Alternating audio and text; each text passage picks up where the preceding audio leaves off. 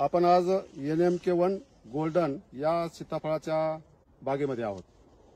NMK1 golden हा सीताफळाचा वाण जो आहे तो शेतकऱ्यामध्ये अत्यंत प्रसिद्ध असा वाण आहे. तर आता आपण पाहू शकता की एकदम खूप चांगली मेंटेन केलेली बाग आपल्याला इथं दिसून येते आणि एकदम फळांनी लदबदलेली सगळी झाडे दिसत आहेत. आणि या बागेचं वैशिष्ट्य असं आहे की ही बाग सेंद्रिय पद्धतीने केली जाते, म्हणजे सेंद्रिय खतावरच ही बाग आहे. रासायनिक खताचा इथं उपयोग केला जात नाही. या बागेचे मालक आहेत तरुण शेतकरी रवी दाभाडे. बीड जिल्ह्यामध्ये गेवराई तालुका आहे. त्या गेवराई शहराच्या लगतच त्यांची शेती आहे. तर आपण या सीताफळाच्या शेतीविषयी आज आपण माहिती घेणार आहोत. नमस्कार रवी. नमस्कार. तर तुमचं किती एकर सीताफळ आहे सध्या? आपलं पूर्ण जे आहे ते सीताफळ 16 एकर आहे. त्यापैकी 12 एकर जे आहे तर ते 5 वर्ष पूर्ण आहे. आणि या वर्षी मी आणखीन 4 एकर अजून लावले. बर. आणि किती झाड? मोठ्या झाडांची संख्या 4300 आहे आणि संपूर्ण झाडांची संख्या 5500. आता ही किती वयाचं बाग, किती वर्ष वय ह्याचं? हे जे झाड आहे ते 5 वर्ष पूर्ण झाड आहे. 5 वर्षाचं पूर्ण झाड. आणि फळं जर आपण जर पाहिली, फळं दाखव जरा काय झाडाची. हे किती वर्षाचं बाग झाड आहे? हे 5 वर्ष पूर्ण झाड आहे. 5 वर्षाचं पूर्ण. किती फळं असतील एका झाडावर? एका झाडावर ऍटलिस्ट समजा 70 ते 80 फळ आहेत. म्हणजे अपेक्षा आपल्याला 100 फळांची होती, पण यावर्षी पर्जन्यमान कमी असल्यामुळं आणि वातावरणातील उष्ण वातावरण जास्त असल्यामुळे टेम्परेचर, तापमान आणि आर्द्रता, मॉइश्चर हे दोन्ही गोष्टीची कमतरता असल्यामुळे थोडी सेटिंग कमी झाली. तर ही जी तुमची सीताफळाची बाग आहे, तर तुमची जमीन कशी आहे आणि काय अंतरावर तुम्ही लावलेलं आहे? याचं अंतर म्हणाल तर 14 फूट लांबी आणि 8 फूट रुंदी. म्हणजे 2 ओळीतलं 14 फूट आहे आणि 2 झाडाचं मधलं 8 फूट अंतर. 8 फूट आहे. 14 बाय 8 अंतर असं ठेवलेलं आहे. आणि जमिनीचा प्रकार कसा? जमिनीचा प्रकार हलका पण आहे, मध्यम पण आहे आणि भारी पण आहे. तिन्ही प्रकारच्या जमिनी आहेत आणि तिन्ही प्रकारची जमीन सूट होती. फक्त नियम म्हणजे याला नियम एकच आहे की पाणी साचून राहिलं नाही पाहिजे आणि उन्हाळ्यामध्ये एकदम कोरडं पण नाही झालं पाहिजे. थोडं मॉइश्चर जमिनीमध्ये राहिलं पाहिजे. रवी, तुमचं शिक्षण काय झालेलं आहे? माझी BSc झालेली. BSc झालेलं आहे. सध्या काय करता तुम्ही?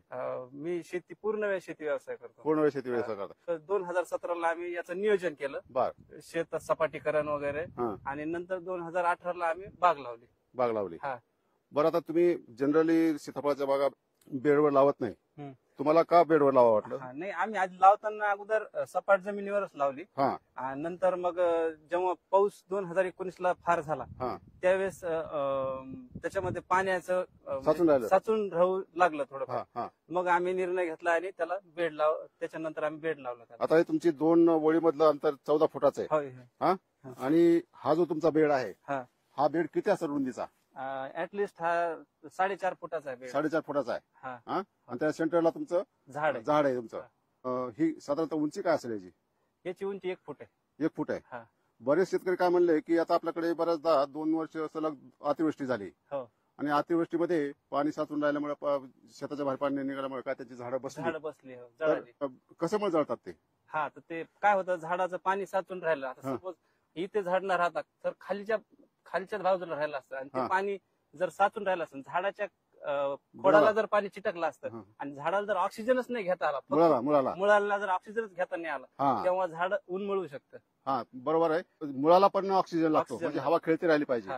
तर पाण्याचा जर निचरा झाला तरच ती मुळ ऑक्सिजन घेऊ शकते. बेड केलं, बेडाच्या उंचीवरचं पाणी खाली जातं, म्हणजे निचरा होतंय. जास्त पाऊस झाला तरी ह्या बेडमधून पाणी निचरा होतंय. अतिवृष्टी 3 वर्ष सलग अतिवृष्टी झाडाला आपल्याला काही इजा झालेली नाही. आणि पाण्याचं व्यवस्थापन कसं करतात, खताचं व्यवस्थापन कसं करतात? आपण पूर्णपणे सेंद्रिय पद्धत खताला वापरतो. म्हणजे रासायनिक खत अजिबात वापरतच नाही. तर आपण शेणखत वापरतो. आता यावर्षी 12 एकरला आपण 100 ब्रास शेणखत वापरलेलं आहे. बरं, ते शेणखत वापरता, पण टाकता कसं, ते कुठे टाकता? ट्रॅक्टरनं ह्या मध्ये टाकतो. ऍक्च्युली इथे 2 ओळीमध्ये टाकतो. म्हणजे आता झाड 5 वर्ष पूर्ण मॅच्युअर झाड आहे. त्याच्यामुळे ऍटलिस्ट 16 फुटापर्यंत त्याची गेलेल्या आहेत. त्याच्यामुळे मध्ये टाकतो आणि हे झाडांची जी कटिंग होती त्याच्या काड्या पण मध्ये टाकतो. त्याला रोटावेटरनं क्रश करतो. आता तुम्ही पाहू शकता की गेल्या वर्षीच्या ह्या काड्या आहेत, म्हणजे कटिंग केल्यानंतर ह्याच्यावर रोटावेटर मारता का? याच्यावर रोटावेटर मारतो. म्हणजे पूर्ण काड्या पूर्ण काडी, एक ना एक काडी आपण त्याला हे करतो, जमिनीमध्ये गाडून देतो त्याला. बर, हा. हे कुसतात किती दिवसात? ऍटलिस्ट हे म्हणजे छोटी जी काडी असते बारीक साईज, पेन्सिल पेक्षा छोटी, ही 4 ते 6 महिन्यात कुसते. बर. आणि त्यापेक्षा जी काडी आहे समजा काय तुम्ही? अंगठेवानी साईज किंवा हाताच्या बोटापेक्षा मोठी साईज, ती 1 वर्षानंतर कुसते. बर. जर या वर्षीची गाडी पुढच्या वर्षी, त्याच्या पुढची, तुळच्या पुढची, अशी चेन सिस्टम खताची आपल्या चालू राहते. म्हणजे रासायनिक खत बिलकुल देत नाही? रासायनिक खत वापरतच नाही. हे तुम्ही जे खत टाकता शेणखत, तर कधी टाकता हे मे महिन्यामध्ये टाकतो, जेव्हा रेस्ट पिरियड असतो का तेव्हा टाकून घेतो. आणि कटिंग कशी कधी कटिंग मे महिन्याच्या शेवटच्या हप्त्यामध्ये करतो. मे महिन्याच्या शेवटच्या हप्त्यामध्ये, मेच्या शेवटी, आणि त्यानंतर खत टाकता का? नाही, आधी शेणखत टाकून घेतो तेव्हा उन्हाळ्यामध्ये. आणि पाऊस पडणार आहे याचा अंदाज आल्यानंतर एक 8 ते दिवस आधी, पाऊस पडण्याच्या 8 ते 10 दिवस आधी याची कटिंग करून घेतो. त्या काढल्यानंतर रोटर मारून क्रश करून त्याला बेड म्हणजे सारा यंत्र, ते आपण 50 HP सारा यंत्र बनवलंय. म्हणजे तुम्ही आम्ही स्वतः बनवलंय. स्वतः बनवलंय. 50 HP म्हणजे कसं वेगळे पण काय? आपलं जे मोठ्या ट्रॅक्टरचा विपास जी मोठी असते, आपलं जे छोटा सारा यंत्र असतं, ते छोट्या ट्रॅक्टरला आणि मोठ्या ट्रॅक्टरचं जे असतं ते जास्त माती इतकी उंच दे. आता तुम्ही पाहू शकता बेडची साधारण 1 ते 1.5 फुटापर्यंतची उंची, म्हणजे नांगरापेक्षाही जास्त उंची जी माती पडते त्यापेक्षा जास्त माती याच्यावर पडली. बर. तर त्याला खेचण्यासाठी मोठा ट्रॅक्टर लागतो. म्हणून ते आपण तेवढं मोठं कुठं मिळालं नाही, मग आपण ते स्वतः बनवून घेतलं. बर. आता तुम्ही जी कटिंग करता, कटिंग करण्याची पद्धत कशी तुमची? कटिंग समजा मागच्या वर्षीचा हा कट आहे, इथे थोडस दिसत असेल, इथे हा कट आहे. हा कट आहे मागच्या या वर्षीचा. आता या वर्षी आपण त्याला इथून 4 डोळे ठेवणार, 1, 2 आणि इकडनं 2, असे 4 ते 5 डोळे ठेवून इथून कट करणार, इथून कट करणार. बर. 4-5 डोळे ठेवून तुम्ही कट करणार. आणि म्हणजे ऍटलिस्ट ही फांदी, सपोज आपला हात आहे आणि हाताला जितके, आता हाताला 5 बोट असतात, पण फांदीला जितके बोट जास्त असतील ते प्रत्येक फांदीला 1-1 फळ जरी म्हणलं, आता इथे पाहू शकता, इकडे आता ह्या फांदीला 2 फांद्या आहेत, याला 3 फळ आहेत. याला ह्या 2 फांद्या फुटल्या, तिथं कट घेतल्यानंतर दोन्ही फांदीला 1-1 फळ आहे. आता इथलं एक हार्वेस्ट झाला असेल तर इथं 1 फळ आहे. म्हणजे प्रत्येक फांदीला 1 फळ लागतं. जितक्या बारीक बारीक फांद्या जास्त तितके फळ जास्त. पण जर मोठी फळं आणायची असतील तर? मोठी फळं आणायची असेल तर ते नॅचरल आहे. त्याला आपण समजा म्हणजे झाडामध्ये स्टोरेज किती आहे आणि आपल्या शेतामध्ये झाडाला अन्नद्रव्य किती खायला मिळतं याच्यावर झाडाची फळांची संख्या ठरते. पण एका झाडाला साधारण 3000 कळ्या लागतात. 3000 कळ्या? 3000 ते 3500, 3500 पर्यंत कळ्या लागतात. झाडाची कॅपॅसिटी, स्वतःची जी स्टेबिलिटी तेवढ्या ठेवून झाड बाकी ड्रॉप करतो. आणि जे म्हणता तुम्ही की फळ मोठं कसं करायचं, तर आपण बेल अर्क जे आपलं महादेवाला वाहतो तो बेल, तो बेलाचा अर्क याला पोटॅश म्हणून आपण देतो स्लरी करून, गुळ आणि बेल. त्याचे एक आळणी आपण याला घेतो स्लरी यंत्रानं, मडपंपानं. त्याच्यानंतर जीवामृतचे 2 डोस देतो. मग जीवामृत म्हणजे काय काय असतं? जीवामृत मध्ये शेणखत, गाईचं गोमूत्र, गाईचं शेण, वडाच्या आपल्या वडाखाली माती किंवा वारुळाची माती, बेसन पीठ, गुळ आणि असेल तर दही, एवढ्या गोष्टी आपण जीवामृत मध्ये घेतो. असे आपण 2 वेळेस देतो त्याला जीवामृत. कधी देतात आपण? कधी? एक आता हार्वेस्टिंग सुरू व्हायच्या 15 दिवस आधी, आणि एक आता दुसरी हार्वेस्टिंग होईल तेव्हा एकदा देऊ. 2 महत्वाचे किडी आहेत त्याच्यामधल्या. एक आहे तुमचा फळबाशी आणि दुसरं जे आहे ते तुमचा मिलीबग. तर ही 2 जे आहेत शत्रू, तर तुम्ही याचं व्यवस्थापन कसं करताय? त्या फळमाशीचं व्यवस्थापन एकदम 100% आपल्याकडे आहे. आपल्या फळामध्ये एवढ्या बागेमध्ये एकाही फळामध्ये एकही आळी निघणार नाही. आणि व्यापाऱ्यांना आम्ही म्हणजे व्यापारी आम्हाला म्हणतात की फळामध्ये आळी निघते, असं होतं, भाव कमी असं नाही का, तेव्हा आम्ही त्यांना म्हणतो की आळी निघाली तर आम्ही तुम्हाला 1 लाख रुपये बक्षीस देऊ. जर आमच्या फळामध्ये तुमच्या मार्केटला गेल्यानंतर पिकली आणि त्याच्यामध्ये आळी निघाली तर आम्ही तुम्हाला 1 लाख रुपये बक्षीस देऊ. तर इतक्या आत्मविश्वासाने सांगतोय, याचा अर्थ आम्ही त्याच्याबद्दल पूर्ण म्हणजे नियोजन करतोय. नाही पण काय कळलं काय करतात? तर ते आपण काय करतो, त्याला फ्रूट फ्लायचे ट्रॅप लावतो. फ्रूट फ्लायचे ट्रॅप कामगंध सापळे लावतो. त्यांनी नर सगळे कलेक्ट होतात. त्यानंतर आपल्या 1000 वॅटच्या फोकस लावतो, त्यातही लाईट ट्रॅप लावतो, त्यातही त्या कलेक्ट होतात. आणि पेस्टिसाइड स्प्रे घेतो. मायथ्रिन म्हणून एक औषध आहे आणि डिसीज 100 म्हणून एक औषध, त्यासोबत एक बुरशीनाशक, आणि ते 2 मिळून कधी दर 20 दिवसाला कधीपासून 1 मिली प्रति लिटरच्या हिशोबाने दर 20 दिवसाला सेटिंग झाल्यापासून सुरुवातीला जोपर्यंत मालाची हार्वेस्टिंग सुरू होत नाही तोपर्यंत 1 महिन्याच्या फरकानं आणि हार्वेस्टिंग मालाची सुरू झाल्यानंतर 20 दिवसाच्या फरकानं असं त्याला स्प्रे घेतो. स्प्रे होतो. त्यामुळे तुमचं ते तुम्ही 100% छातीरोगपणे सांगू शकता की तुमच्याकडे फळमाशी नाही. माशी नाहीये. नाही. मिलीबग मिलीबगचा याच वर्षी प्रादुर्भाव झाला. याच्या आधी आपल्याकडे मिलीबग नव्हता. आता तुम्हाला शेतकरी बंधूंनो मिलीबगचा प्रादुर्भाव फार म्हणजे भयानक किडा आहे ते. तर तुम्हाला दिसत असेल फोटोमध्ये की आता इथं अटॅक सुरू झालेला आहे. तुम्हाला मिलीबग जर येऊ द्यायचे नसतील तर त्याचं व्यवस्थापन कसं करताय? त्याला मिड क्लोराइड 17.8 SL 3 मिली प्रति लिटर प्रति 10 लिटर आणि त्यामध्ये थोडा निरमा असं आपण मिश्र करून आणि त्यासोबत स्टिकरचा वापर घेऊन याच्यावर स्प्रे घेतो. कधी पण आता हे प्रादुर्भाव जिथे तिथं म्हणजे दिसेल त्या जागेला खुणा करून ठेवणे.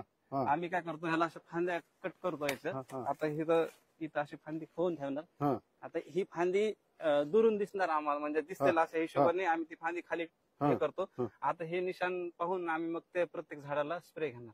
म्हणजे मिलीबग तिथं आहे जिथं मिलीबग त्याच्या इकडचे 2 झाड आणि इकडचे 2 असे इकडचे 5 झाड आडव्या लाईनचे 5 झाड असे 2 ते असे 3 झाड. फॉलिडॉल डस्ट असते ना केमिकल ते सुद्धा तुमची ज्यावेळेस कटिंग होती ना म्हणजे कळ्या याच्या अगोदर ते चारी बाजूने गोल गोल टाकली प्रत्येकाला तर त्या मिलीबग जमिनीतच असतात त्या आधी त्याच्या म्हणजे सुप्तावस्था ती वर चढते नंतर तर ती वर चढत नाही त्यामुळे. आणि जैविक पण त्याच्यामध्ये कंट्रोल आहेत. फळ तोडायला कधी येतात आणि त्याची मार्केटिंग कसं करता?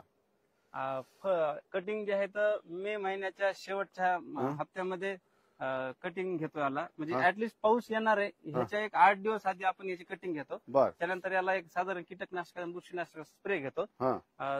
तेव्हा सेटिंगला सुरुवात होते. त्याच्यानंतर जून जुलै ऑगस्ट महिन्याच्या 10-8 तारखेपासून आम्ही काय करतो शेंडा खुडणी करतो. शेंडा खुडणी ही म्हणजे नाही शेंडा खुडणी आता जनरली शेतकरी करत नाही. तुम्ही नवीन प्रॅक्टिस आहे का तुमची? हा ही नवीन प्रयोग आहे. काय करता तुम्ही? ह्याला ऑगस्ट महिन्याच्या पहिल्या वीक मध्ये प्रत्येक फांदीचा या प्रकारे आपण हा जो शेंडा आहे हा शेंडा असा कट करतो. हा शेंडा कट केल्याचा फायदा असा आहे की याला जर समजा कमी सेटिंग लागली असेल तर आणखीन सेटिंग याला लागून जाते.